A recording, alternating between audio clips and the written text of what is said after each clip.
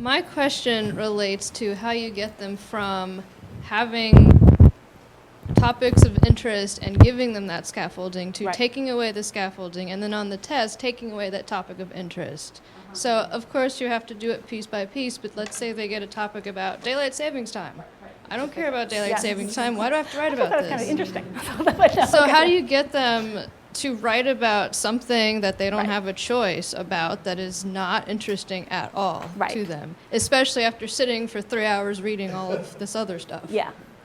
And again, and that is where the test-taking skills and teaching to the test comes in. Is that, and we're talking here, there is something said about academic drudgery. It's not all going to be fun. It's not going to, you got to do it. And I think we make a mistake is trying to, say, okay, you can only what you're interested in, only what you do, then contribute. But no, I mean, so just kind of suck it up and do it, and do it. Now, don't make that be everything, but in that way to transfer, right? Is that, okay, you're doing something like, and with always the idea is, why are you doing that? Why are we expecting you to do this? Is for that greater purpose so that you know how to make these moves to do something that you care about. And that you can also then see the fallacy in other people's arguments, that maybe something you don't care about, but that's affecting you, right, with policy or something. And you can say, oh, I don't daylight time, like, I don't care about it, but then you're like, oh, wait, maybe I do care about it or something. Then to have the intellectual, drudgery is the wrong word, or it's stamina kind of, right? It's kind of it's like, that's what being an academic and intellectual college, that's those habits of mind. Howard, yeah. One day a month, I do. One day a month, I do a feedback session where we have lunch, and we just talk about things. Yeah, that's great then. Yeah. So but again, So I don't know if that answered the question or not, but it's a bit of that. That's just something I've been struggling with. It's sometimes Your point is also like when, right? Yeah. Like when to do it. I guess would you? It would be like maybe when they're starting to get down. When you see them doing things successfully, right? No, that's good. So I guess I would, again, I'm in my I'll be in my 5th week. I think for the first time that's not going to be a pretest. I'm going to be asking them to do something that's just whatever, and telling them, kind of, you're not just grit your teeth, and how can you find ways to keep yourself engaged in this too, because whether you like it or not, it's a gatekeeper, you need to pass it. Really, let's talk about it, as opposed to just expecting them to.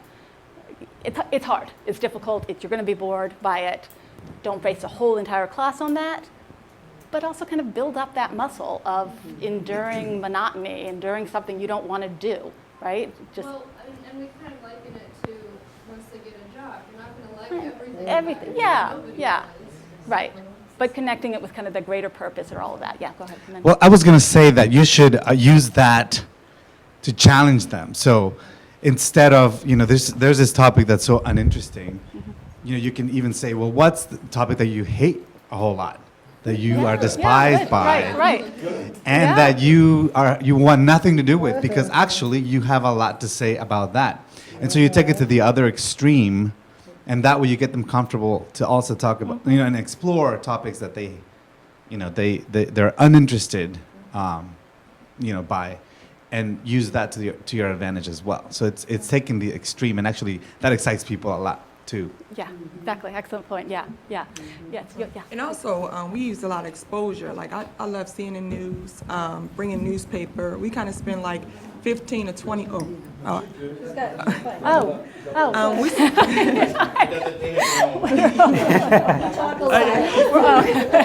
We spend about 15 to 20 minutes every day to talk about current events, things that go on in the world, and in the state and the district. So basically, kind of to broaden their information, so they can have ideas and even debates. We talk about issues, about war, everything, and it's just something expose them to everything that's going on, especially with the news and stuff. Yeah, and I love that, and just kind of as a way to end it too, is that's where I think the real meaning and power of the change in the academic GED comes in. It's hard, but if they can learn it, it's not just, my favorite day in my life is that, who cares, whatever, that's fun. But it's saying, okay, should we go to war or not, why or why not? And really using the tools to think through themselves and then to contribute that out there.